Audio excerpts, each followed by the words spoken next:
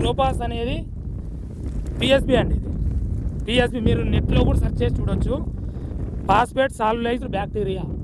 ఈ పిఎస్బి అనేది ఏంటంటే మన భూమిలో ఉన్న పోషకాలని అన్నింటినీ కరిగించి షార్ట్ పీరియడ్ అంటే విత్-ఇన్ 4-5 డేస్లోనే కరిగించి మొక్కలకి వేల రూపంలో బాగా అందించి నీకు రూట్ డెవలప్మెంట్ బాగా జరిగి కాడ అనేది బలం వస్తుంది, మొక్క పెరుగుదల వస్తుంది, బుట్ట ఆకారంలో కూడా మొక్క వస్తుంది, మొక్క కూడా దృఢంగా ఉంటుంది.